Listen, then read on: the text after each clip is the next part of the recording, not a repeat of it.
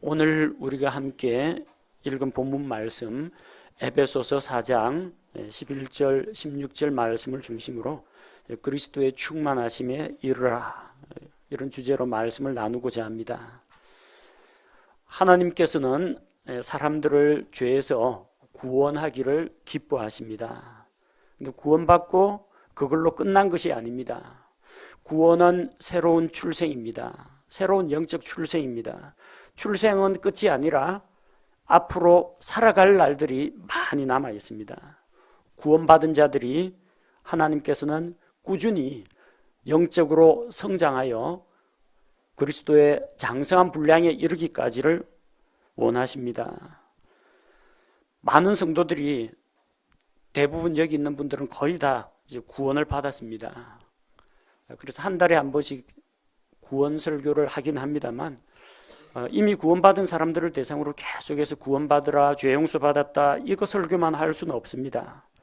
그래서 금년에는 또 꾸준히 그리스도인의 영적 성장에 대해서 말씀을 나누고 있습니다. 지금까지 우리가 구원받은 이후에 신앙생활을 하면서 자라오고 있습니다. 앞으로 그럼 나는 얼마나 더 자라야 하는가? 도대체 어떤 수준에 이르기까지 자라야 하는가? 한 번쯤 생각해 볼 필요가 있습니다. 오늘 우리가 영적 성장을 통해 도달해야 될 그 목표에 대해서 하나님의 말씀으로 한번 찾아보고, 또 그 목표에 도달하기 위해서 우리가 어떠한 방향으로 나아가야 할지 생각해 보고자 합니다. 오늘 본문 말씀을 보면은 하나님께서 각 교회에 선물을 주셨습니다. 여기서 하나님께서 주신 그 영적인 선물들, 그 선물들에는 우리 일반 교회 성도들 누구나가 가지고 있는 성령의 은사들이 있습니다. 그리스도의 몸인 교회를 섬기도록 하나님께서 영적 선물들을 각 개별 성도들에게 주십니다. 이 영적 선물들을 우리가 은혜로운 선물이라 해서 은사라고 부릅니다. 다스리는 은사, 가르치는 은사, 권면하는 은사, 긍휼의 은사, 베품의 은사, 섬기는 은사, 여러 가지 은사들이 있습니다. 이 선물은 구원받은 성도들 개개인에게, 각 개인에게 주는 선물입니다. 그런데 오늘 우리가 읽은 에베소서 4장 11절 말씀에 보니까 그분께서 주셨다라고 했습니다. 사도와 대언자와 복음전도자와 목사 겸 교사를 주셨다고 했습니다. 이것은 각 사람에게 그 대언의 은사를 주셨다라는 것하고는 다릅니다. 누군가가 대언의 은사를 받았다, 말씀의 은사를 받았다 하고는 다르게 여기에서는 각 교회에 사도를 주시고, 교회에 대언자를 주시고, 교회에 복음전도자를 주시고, 목사 겸 교사를 주셨다고 되어 있습니다. 그러니까 각 개인이 하나님으로부터 받는 어떤 영적인 능력, 은사가 아니라 각 교회를 세우기 위해서 교회에 은사를 가지고 있는 사람을 주셨다는 겁니다. 그게 선물입니다. 어떤 선물을 주셨느냐? 그분께서는 사도, 대언자, 복음전도자, 목사 겸 교사를 선물로 주셨습니다. 말하자면 이 강단에서 설교를 하는 제가 선물입니다. 여러분이 제 선물이 아닙니다. 하나님, 오늘도 많은 성도들을 보내주셔서 감사합니다. 하나님, 오늘도 복음을 듣고자 하는 사람을 저한테 붙여주셔서 감사합니다. 이거는 제 사역이 아닙니다. 이건 그리스도의 사역입니다. 저는 사역을 위해서 주님께서 부르신 일꾼입니다. 또한 동시에 여러분을 섬기고 여러분을 성장시키기 위해서 하나님께서 저를 선물로 여러분에게 던져주셨습니다. 그래서 여러 성도가 목사 것이 아니고요, 목사가 성도들 것입니다. 제가 공적인 인물이 되는 이유가 바로 이 때문입니다.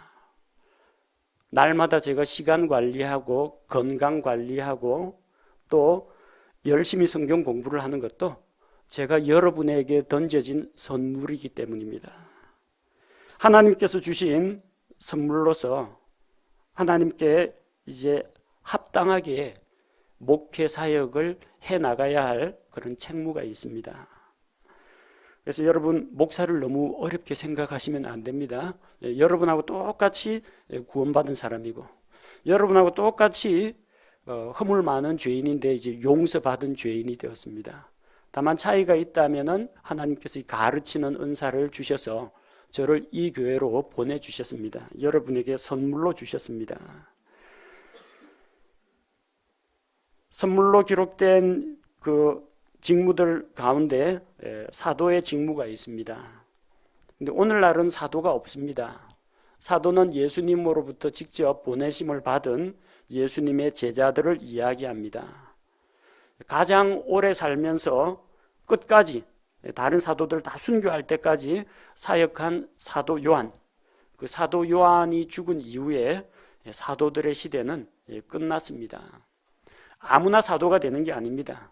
요즘은 뭐 만화 영화에 보니까 뭐 나는 정의의 사도다 뭐 그러는데, 그런 사도 말고요, 하나님으로부터, 우리 주님으로부터 직접 파송된 주님의 제자를 사도라고 부릅니다. 사도가 되려면 예수님을 직접 만나야 합니다. 직접 예수님을 눈으로 보고 만나야 합니다. 내가 뭐 성경을 읽다가 예수님을 만났다, 꿈에 예수님 만났다, 이런 거 말고 직접 예수님과 면대면으로 만나야 됩니다. 그리고 주님께서 내가 너를 세운다, 내가 너를 유대인에게, 이방인에게 보낸다, 주님이 직접 보내야 됩니다. 또한 사도가 되면은 사도의 표적을 다 행할 수 있어야 됩니다. 병 고치는 은사도 가지고 있고, 기적을 일으키는 은사도 가지고 있고, 독국물을 먹어도 해를 입지 않는 그런 능력이 있고, 죽은 사람도 다시 살리는 이런 모든 은사를 다 가지고 있어야 사도라고 할 수 있습니다. 요즘 뭐 은사주의자들이 많이 나타나서 기도원에서 뭐 능력을 받은 하나님의 종 해가지고 뭐 집회를 엽니다. 오면은 질병이 낫습니다, 가정 문제가 해결됩니다, 사업이 성공합니다, 광고를 현란하게 붙여놓는데 사도들의 표적을 다 행하지는 못합니다. 병 고쳐준다고 하더니 어떤 뭐 신경성, 스트레스성 이런 거는 고치는데 잘린 팔이 다시 돋아나게 하는 그런 기적은 일어난 적이 없습니다. 죽은 사람을 다시 일으켰다는 사람은 은사주의자들 가운데 아무도 없습니다. 지금 은사주의 집단들은 자기들을 가리켜 자칭 사도라고 부릅니다. 신사도 운동을 한다고 합니다. 그래서 각종 기적, 표적을 일으키고 신비한 초자연적인 경험을 통해서 사람들을 미혹합니다만 성경에서 말하는 사도의 자격이 없는 자들입니다. 하나님께서 교회 성도들을 위하여 주시는 선물 가운데 사도들의 시대는 끝이 났습니다. 그 다음이 대언자입니다. 간혹 가다가 저를 대언자로 아시는 분이 종종 있습니다. 그래서 강단에 서신 주의 종에게 하나님의 말씀을 대언할 때 힘을 주시고 하는데, 저는 대언을 하지 않습니다. 대언이라는 것은 하나님께서 사람들에게 하실 말씀을 그에게 직접 입에 말씀을 넣어주시고 그걸 그대로 전달하게 하는 그 사람이 대언자입니다. 하나님 대변인입니다. 저는 대언자가 아닙니다. 대언의 말씀은 성경에 다 주어졌습니다. 성경 기록이 완성된 이후에는 더 이상 대언이 없습니다. 신구약 성경이 완성되기 전에는 하나님께서 자신의 뜻을 보여주기 위해서 어떤 믿음의 사람에게 자신의 말씀을 직접 주시고 그걸 회중에게 바로 전달하게 하셨습니다. 오늘날 말하는 은사주의자들이 말하는 직통 계시 같은 것은 없습니다. 만약 있다면 그 사람이 하나님입니다. 대변인은 그냥 대신 전달하는 사람입니다. 자기 생각을 섞지 말고 하나님께서 말씀하신 그대로 이야기하는 사람이 대언자입니다. 저는 성경 구절을 그대로 이야기하는 사람이 아닙니다. 오늘 읽은 이 에베소서 말씀은 사도 바울이 하나님으로부터 받아가지고 직접 기록한 하나님의 말씀입니다. 저는 이 말씀을 읽고 묵상하고 연구해서 성령님의 조명을 통해서 그 의미를 이해하고 그것을 해석을 하고 오늘을 살아가는 우리에게 맞게 적용을 해서 여러분에게 함께 전달하여 나누는 일입니다. 이거는 대언이라고 하면 안 됩니다. 성경 강론이라고 해야 합니다. 하나님의 완전한 계시가 이 성경의 기록의 완성과 함께 이 모든 하나님의 계시는 성경 기록에 다 들어 있습니다. 그래서 더 이상 대언을 주시지 않습니다. 내가 하나님한테 물어봤는데 하나님이 이렇게 말씀하셨다. 다 거짓말입니다. 자기 마음에서 솟아난 생각이지 하나님의 말씀이 아닙니다. 만약 지금도 하나님이 누구에게 직통 계시를 준다고 하면 그 말은 하나님이 주신 이 성경이 불완전하다는 이야기입니다. 하나님이 깜빡 잊고 내가 성경에 기록 안 한 거 있는데 너를 통해서 전달하겠다. 그 이야기가 되어버립니다. 성경은 완전합니다. 하나님의 완성된 계시입니다. 따라서 더 이상 직통 계시라든지 대언은 존재하지 않습니다. 그럼 우리한테 남은 거는 뭐냐? 복음 전도자가 남았습니다. 복음 전도자, 자기가 어떤 지역 교회를 섬기지는 않지만 이 지역 저 지역 또 돌아다니면서 예수 그리스도의 복음을 전하는 자들입니다. 또 목사 겸 교사라고 했습니다. 목사 따로 교사 따로가 아니라 목사는 가르치는 은사가 있는 사람이기 때문에 목양 사역을 하면서 가르치는 일을 겸해서 합니다. 오늘날 심야교회의 목사는 성도들을 돌보는 목양자입니다. 또 말씀을 가르치는 교사의 역할도 겸하고 있습니다. 여러분에게 하나님의 말씀을 강론합니다. 오후에는 성경 공부 인도합니다. 수요일에는 성경 강해를 하면서 성경 구절 구절을 풀어서 가르치고 있습니다. 토요일 신학원에서는 우리가 배워야 할 바른 성경 교리들을 가르치고 있습니다. 그 이외에 성도들 건강과 안부와 삶의 모습들, 가정의 문제, 직장 이런 것들을 돌아보면서 기도하고 신방하고 상담하는 일을 하고 있습니다. 이단 사상이 우리 교회에 들어오지 못하도록 차단하는 일도 하고 있고, 교회의 어떤 질서를 유지하기 위해서 교회의 감독으로서 교회를 돌보는 일을 담당하고 있습니다.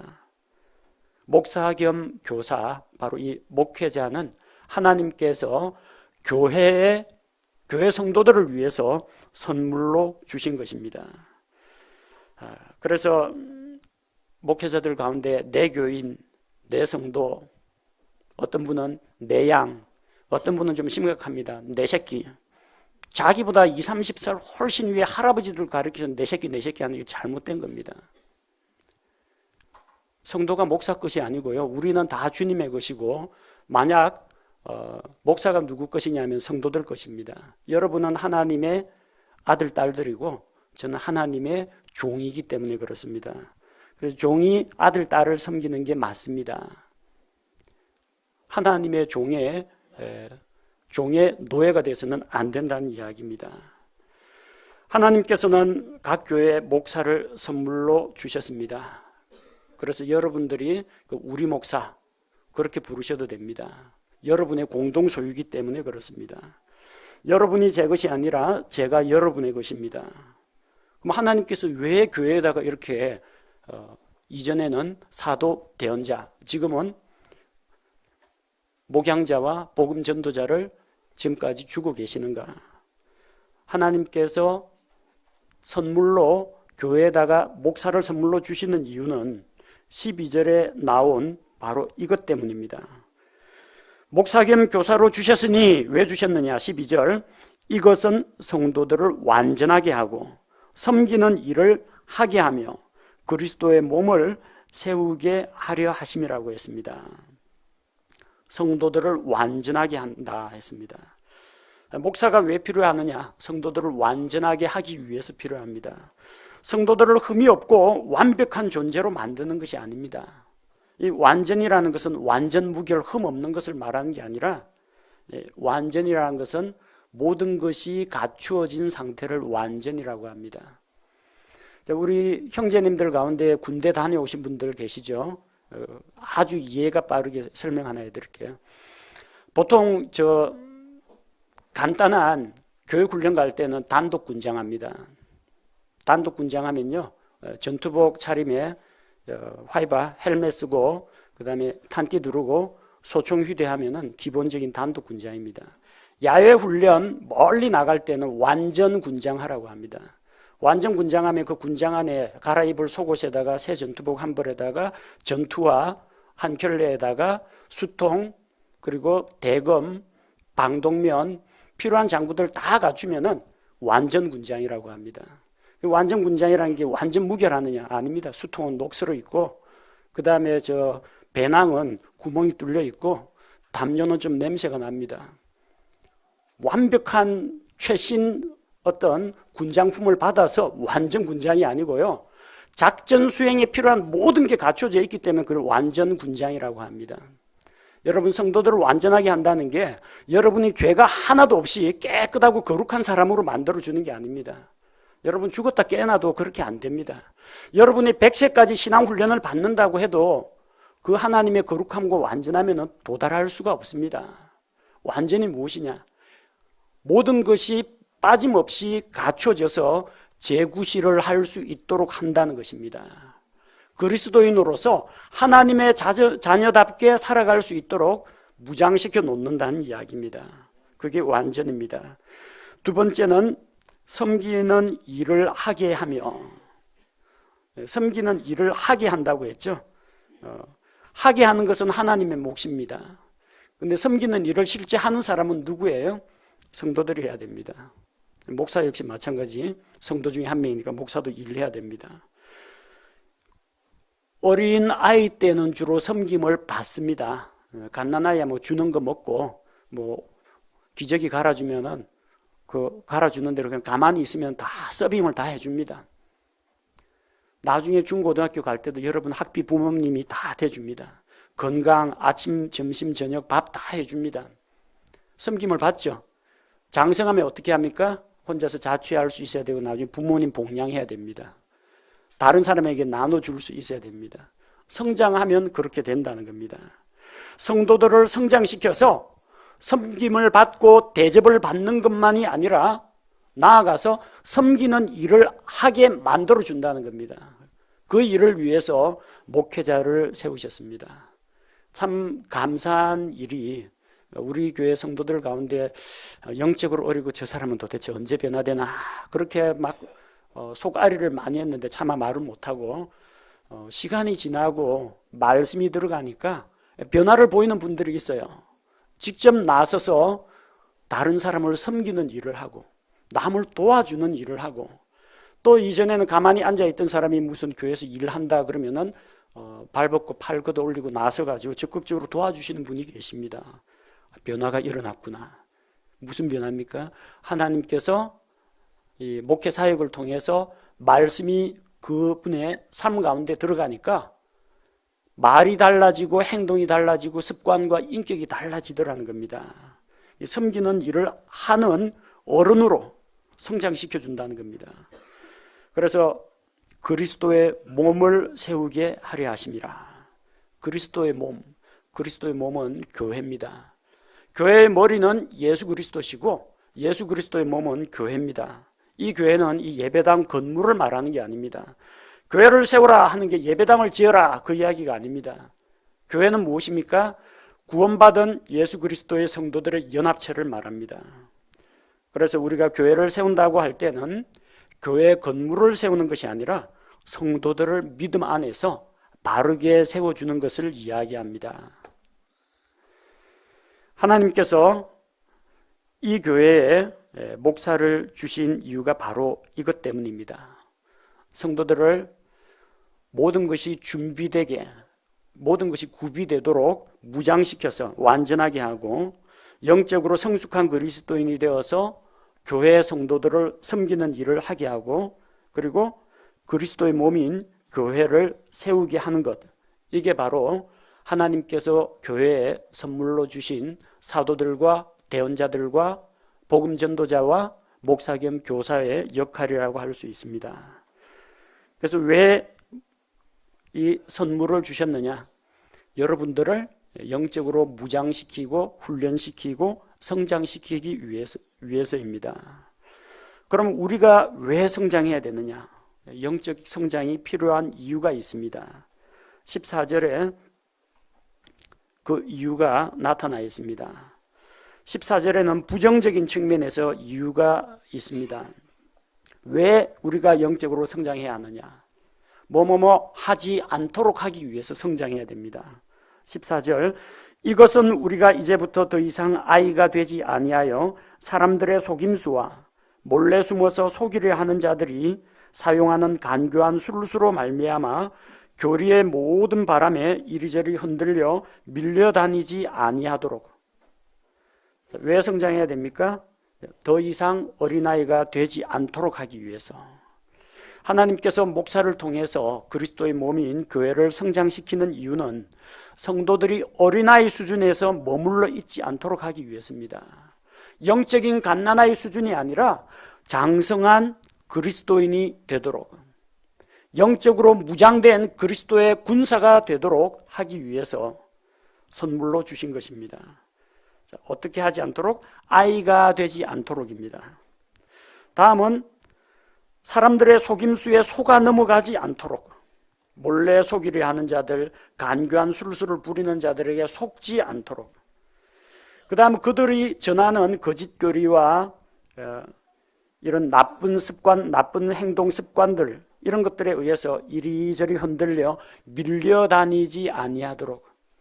우리가 자기 신앙에 믿음의 지조를 가지고 밀고 나가야 하는데, 귀가 얇아가지고 여기서 또 누가 이상한 교리나 뭐 신기한 이야기나 뭐 이런 것들 이야기하면은 사람들 마음이 흔들립니다.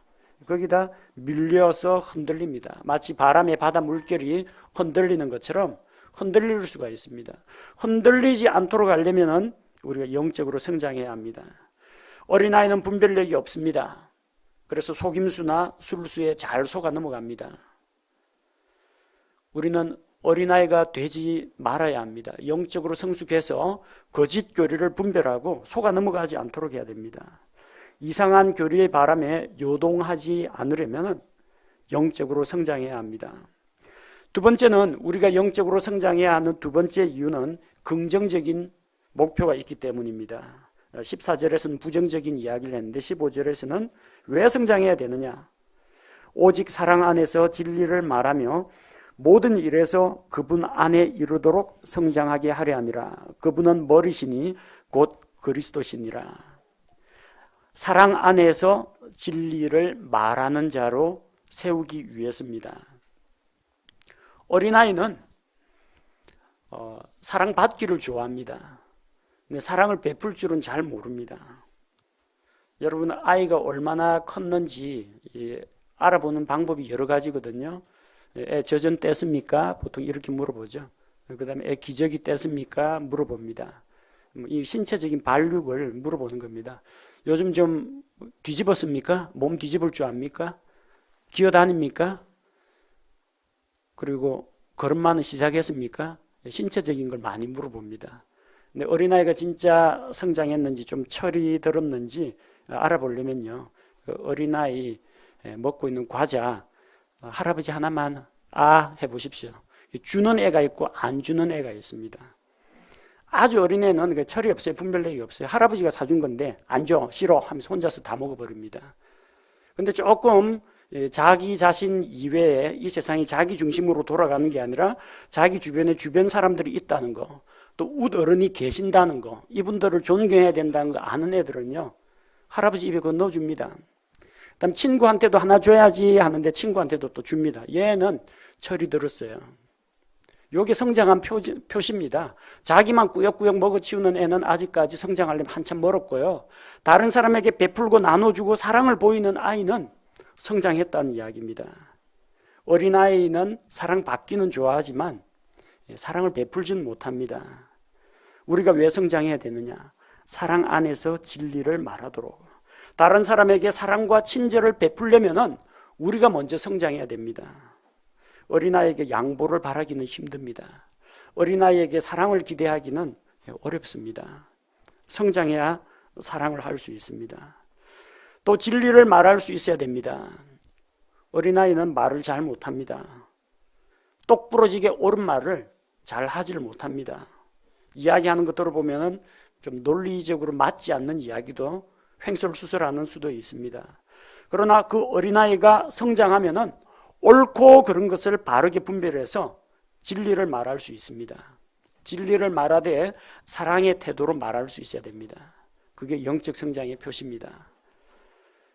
영적으로 어릴 때는 성경 열심히 공부하고 여기저기서 막 설교 특강 잔뜩 들어가지고 자기가 마치 영적 슈퍼맨이 된 줄로 압니다. 자기하고 다른 견해가 있으면 딱 논리적으로 조목조목 비판을 합니다. 머리는 많이 컸다는 이야기죠. 그런데 조금 영적으로 성숙한 사람은 자기하고 견해가 좀 다른 사람이 있더라도 지혜롭게 대합니다. 옳은 건 옳다고 해야죠. 근데 말하는 태도와 방법이 중요하다는 겁니다. 다른 사람은 그 논리를 깨부수면서 통쾌하게 비판하면서 억누르면은 이런 사람은 영적으로 성장하려면 좀 멀었습니다. 다른 사람 이야기를 받아주면서 올바른 말씀을 온유한 태도로 가르칠 수 있는 사람이 영적으로 성장한 사람입니다. 자, 그런 어린아이 같이 굴지 말고 사랑 안에서 진리를 말하려면 우리가 성장해야 합니다. 또 모든 일에서 그분 안에 이르도록 성장하게 하려 함이라. 우리는 모든 일에서 그분 안에, 주님 안에 이르도록 해야 합니다. 주님의 수준에 도달해야 됩니다. 이것이 우리가 나아가야 할 최종 성장 목표입니다. 우리 생각하는 수준이 그리스도 안에 이르러야 합니다. 우리가 말하는 것이 그리스도 안에 이르러야 합니다. 우리의 행동하는 것이 그리스도 안에 이르러야 합니다. 그래서 우리가 읽었던 그 13절 말씀처럼 마침내 우리가 다 믿음과 하나님의 아들을 아는 것에서 하나가 되어 완전한 사람에 이르고 최종 목표가 그리스도의 충만하심에 장성한 분량에까지 이르게 된다고 했습니다. 하나님께서 이 교회를 세우시고 교회에 선물로 목사를 주신 이유가 바로 이 때문에 주신 것입니다. 믿음과 하나님의 아들을 아는 것에서 하나가 되어야 합니다. 하나님께서는 우리 성도들이 믿음 안에서 하나가 되도록 하십니다. 같은 믿음, 같은 신앙, 같은 말씀을, 같은 진리를 우리가 배우고 성장하고 있습니다. 또 하나님께서는 우리 성도들이 예수 그리스도를 아는 것에서 하나가 되게 하십니다. 사람마다 자기가 아는 예수님, 자기가 아는 하나님이 다를 수가 있습니다. 어떤 사람은 예수 그리스도를 자기의 죄 문제를 해결해 주신 구원자로 믿고 있습니다. 어떤 사람은 예수님에 대해서 이야기해 보라고 하면은 구원 간증은 없고 예수님이 자기 옛날에 질병 걸렸는데 병 고쳐주신 치료자로만 이해하는 경우가 있습니다. 어떤 분은 하나님을 그냥 문제 해결사로만 압니다. 평상시 잊어버리고 지내다가 아쉽고 답답한 일 있으면 기도하면 하나님이 짠하고 나타나서 문제 해결해 주고 시작합니다. 그래서 마치 하나님이 언제든지 자기가 불러다가 끌어쓸 수 있는 어떤 영적인 힘으로만 알고 있습니다. 어떤 사람은 예수 그리스도가 가난한 자들을, 억압받는 자들을 구하기 위해서 온 민중운동가, 그런 정도로 알고 있습니다.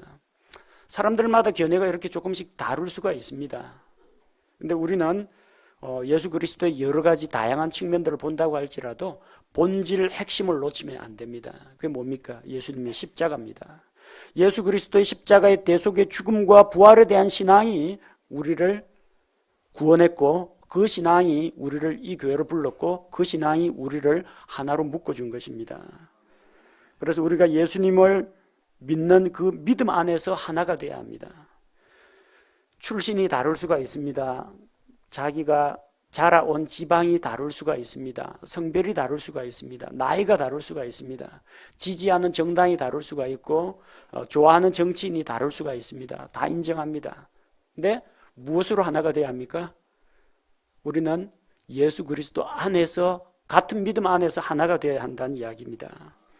그리고 나아가야 할 최종 목표가 제시가 되어 있습니다. 그리스도의 충만하심에 장성한 분량에까지 이른다고 했습니다. 하나님께서는 우리가 영적으로 성장하여 어떤 사람이 되기를 원하느냐? 너는 아브라함 같은 사람이 되거라. 너는 요셉 같은 사람이 되거라. 이렇게 말하지 않았습니다. 너는 베드로를 본받아라. 너는 바울 정도까지만 자라거라. 이렇게 요구하지 않았습니다. 하나님의 수준은 높습니다. 어디까지요? 그리스도의 충만하심의 장성한 분량에 이르기까지. 너무 수준이 높죠. 따라가야 할 그 길이 뭡니다. 에베소서 3장 19절에 보니까 지식을 뛰어넘는 그리스도의 사랑을 알아 하나님의 모든 충만하심으로 충만하게 되기를 원하노라. 하나님의 모든 충만하심으로 충만하게 되는 것, 이것이 우리의 최종 목표입니다. 우리 주 예수님 안에는 하나님의 신성에 속한 것들이 충만합니다. 골로새서 2장 9절에서 그분 안에는 하나님의 신격의 모든 충만이 몸으로 거하고, 하나님의 거룩하고 그 완전하심이 몸을 입고 이 세상에 오신 것이 예수 그리스도시라는 겁니다. 예수 그리스도의 충만하심이라는 것은 무엇을 의미하느냐? 예수님은 거룩하시죠? 우리가 예수님처럼 거룩하게 되기를 원하신다는 겁니다. 예수님은 은혜와 긍휼이 충만하신 분입니다. 따라서 하나님께서 요구하시는 것은 우리가 은혜와 긍휼의 사람이 되기를 원한다는 겁니다. 예수님은 그분 안에는 진리가 충만합니다. 우리가 하나님의 진리로 충만하게 되기를 원하시는 겁니다. 예수님 안에는 기쁨이 충만합니다. 주님의 기쁨이 우리 안에 충만하게 되는 것, 이것이 하나님이 원하시는 것입니다. 예수님 안에는 평안이 가득합니다.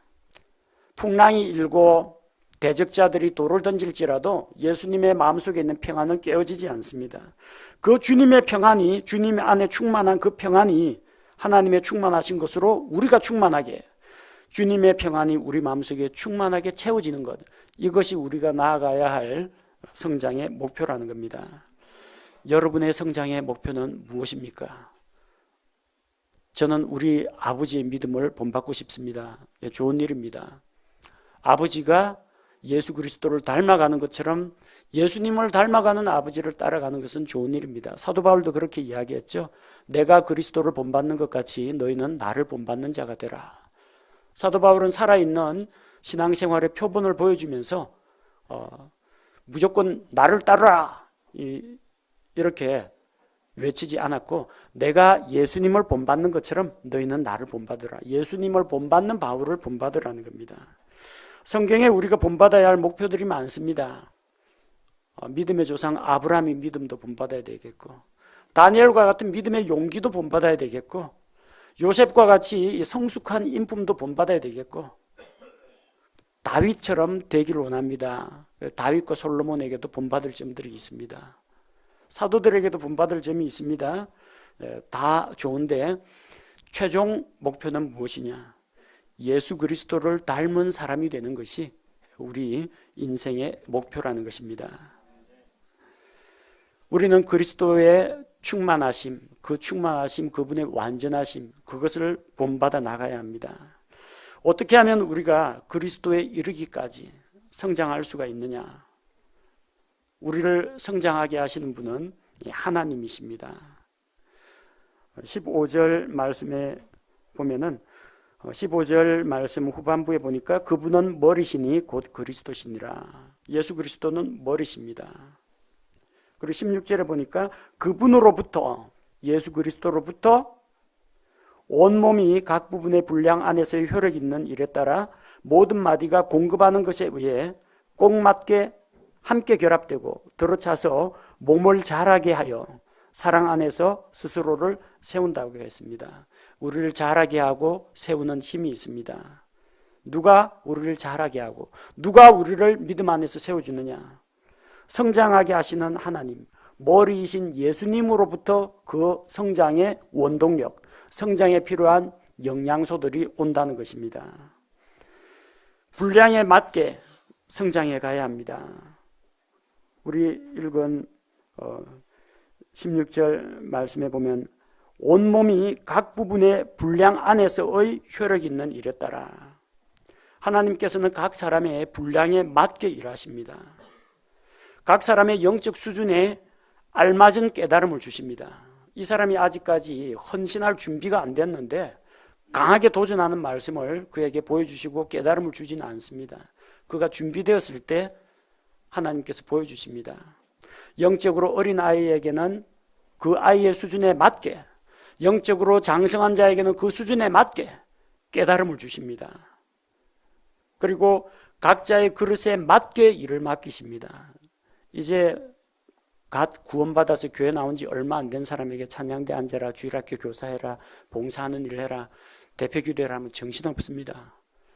일단 잘하는 게 먼저인데 잘하기도 전에 여러 가지 일들을 막 떠맡기면 영적으로 성장하는데 오히려 방해가 될 수가 있습니다.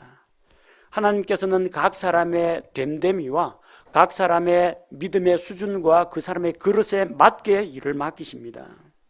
분량에 맞게라는 겁니다. 그 다음에 능력에 맞게 헌신을 요구하십니다. 의욕은 가득한데 아직까지 실력이 안 되면 안심하고 맡길 수가 없겠죠. 능력에 맞게 헌신을 요구하십니다. 영적 수준에 맞게, 각자의 그릇에 맞게, 각자의 능력에 맞게 하나님께서 분량에 맞게 일하신다는 겁니다. 하나님, 저 사람은 왜 저렇게 빨리 크고 저런 일에 종사하는데 왜 저는 이렇습니까? 모든 사람이 다 똑같지는 않기 때문입니다. 그분은 그분 나름대로, 이분은 이분 나름대로 다 하나님 앞에서 쓸모가 있습니다. 어디에 쓰여도 다 쓰입니다. 염려하지 마십시오. 또 본문 말씀해 보니까 하나님의 공급을 받아서 모든 마디가 공급하는 것에 의해서 성장한다고 했습니다. 모든 마디를 통해서, 신체 각 부분의 마디를 통해서 각 지체에게 영양분이 전달됩니다. 산소가 공급이 됩니다. 노폐물은 빠져나옵니다. 공급하는 힘이 있다는 겁니다. 요한복음 25장에서 예수님께서 포도나무 비유를 들어주신 것처럼 예수님은 참 포도나무시고 우리는 가지입니다. 가지에서 자라나온, 뻗어나온 마디들입니다. 공급하는 힘은 어디에 있느냐?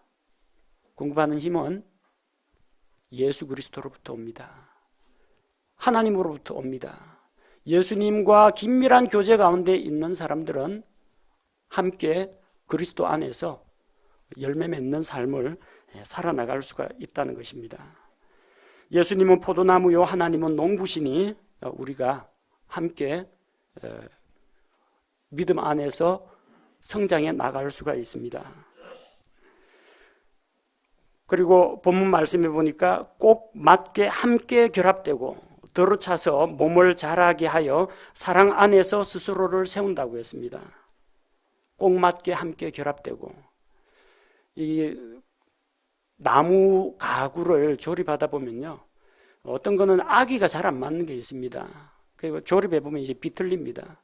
나사 구멍이 여기 있어야 되는데 제 위치에 있지 않아 가지고 나사 구멍을 새로 뚫어야 하는 경우도 있습니다. 그러다 보면 이게 여기저기서 힘을 잘못 받아가지고 삐걱대는 일들이 생깁니다. 교회는 성도들의 연합체입니다. 각 성도 한 사람 한 사람이 그냥 잘하는 것도 중요하겠지만 서로가 꼭 맞게 함께 결합되고 들어차서 몸을 자라게 합니다. 몸이라는 건 예수 그리스도의 몸인 교회를 이야기합니다. 성도들 사이사이 조화와 균형이 필요합니다. 성장하면서 다른 그리스도인과 우리가 조화를 이루면서 성장해 나가는 것이 필요합니다. 서로 꼭 맞게 결합되어 있으면 그 교제는 쉽사리 깨어지지 않습니다. 누가 이간질하고 분열시키려고 하더라도 흔들림 없이 든든하게 설 수가 있습니다. 과연 우리가 그리스도의 충만하심, 그 장성한 분량에 이를 수 있겠는가? 그것이 우리가 나아가야 할 최종 목표입니다. 하지만 우리 자신의 모습을 볼 때는 까마득하게 멀게만 느껴집니다. 그럼에도 불구하고 우리는 하나님의 약속을 믿습니다. 요한일서 3장 2절 3절 말씀처럼 사랑하는 자들아 이제 우리는 하나님의 아들들이니라. 우리가 앞으로 어떻게 될지는 아직 나타나지 아니하였으되 그분께서 나타나시면 우리가 그분과 같게 될 줄 아노니. 우리가 그분과 같게 된다고 했어요. 예수님과 같게 된다는 거. 우리 외모가 예수님을 닮아가지고 예수님처럼 생긴 얼굴이 된다는 게 아니고요. 예수님의 거룩하심, 예수님의 순결하심, 그것을 우리가 그대로 닮은 자가 된다는 것입니다. 이는 우리가 그분을 그분께서 계신 그대로 볼 것이기 때문이라. 그분 안에서 이 소망을 가진 자마다 그분께서 순결하신 것 같이 자기를 순결하게 하느니라. 우리 갈 길이 멉니다. 내 현재 신앙 수준하고 완전하신 그리스도의 충만하심을 비교해 보면은 여러분 한 몇 점쯤 되는 것 같습니까? 100점 만점에. 한참 자신이 없어집니다. 하지만 낙심하지 마십시오. 성장은 단숨에 이루어지는 게 아니라 과정입니다. 나아가는 것입니다. 그래서 내가 만약에 어제보다 내가 오늘 좀 더 하나님 앞에 가까이 나왔다. 내가 한 달 전보다 그래도 뭔가 변화된 게 있다. 1년 전에 비해서 내가 말씀에 대한 깨달음이 또 내 생활 습관이 내 말과 행동이 말씀을 따라 변화된 게 있다. 그러면 된 겁니다. 이제 앞으로는 한 걸음 한 걸음 더 나아가는 것이 남았을 뿐입니다. 문제는 성장 안 하고 정체에 있는 것이 문제입니다. 뒷걸음질 치는 게 문제입니다. 앞으로 나아가고 있다면 여러분이 100점 만점에 10점이건 30점이건 그건 크게 문제가 되지 않습니다. 계속해서 나아가기 때문입니다. 달리는 자전거는 넘어지지 않습니다. 자전거 언제 넘어집니까? 속도 줄여가지고 좌우로 핸들 막 하다가 좌우로 움직이다가 결국은 넘어집니다. 빠르게 돌아가는 팽이는 쓰러지지 않습니다. 돌아가는 속도가 느려지면은 그때 쓰러집니다. 우리가 꾸준히 날마다 주님을 닮아가고 어제보다 더 나은 오늘을 만들어갈 때 그는 성장하고 있다는 증거입니다. 여러분이 몇 퍼센트 성장했느냐 보다도 내 믿음의 수준에 내 환경에서 내가 최소한 어제보다는 아니 지난주보다는 지난달보다는 나아야 되지 않겠습니까?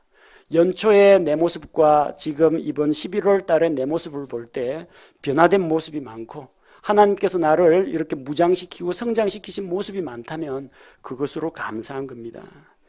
주님 우리를 그리스도의 완전한 형상을 닮은 자로 만들어주실 그날까지 우리도 꾸준히 자신을 죄와 세상으로부터 분리하고 우리 안에서 주님의 선한 성품들이 열매 맺고 우리의 삶 가운데 선한 간증이 드러날 수 있도록 매일매일 기도하며 한 걸음씩 나아가야겠습니다.